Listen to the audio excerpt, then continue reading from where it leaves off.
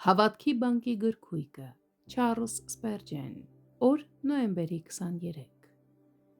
Եվ քո Եհովա Աստվածը կքշի այն ազգերին քո առաջիցը քիչ-քիչ։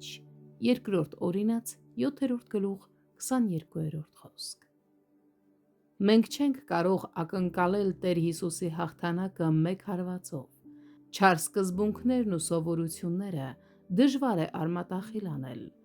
Որոշ վայրերում տարիների աշխատանք է պահանջվում բնակիչներին պղծող բազմաթիվ արատներից նույնիսկ մեկը արմատախիլ անելու համար։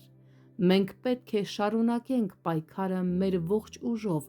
նույնիսկ եթե մենք քիչ տեսանելի հաջողություններ ունենք։ Մեր խնդիրն այս աշխարհում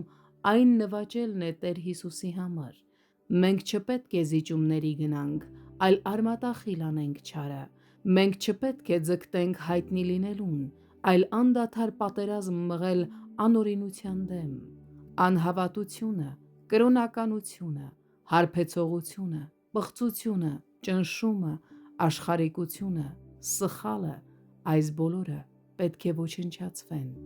Միայն Տեր Աստվածը կարող է դա անել։ Նա գործում է իր հավատարիմ ծառաների միջոցով, և օրհնյալ լինի նրա անունը, քանզի նա խոստանում է դա անել։ Եհովա Աստվածը կքշի այն ազգերին։ Նա դա կանի աստիճանաբար, որպեսզի մենք սովորենք համառություն, ամրապնդենք մեր հավատքը, զգոն լինենք և խուսափենք աշխարհիկ անվտանգությունից։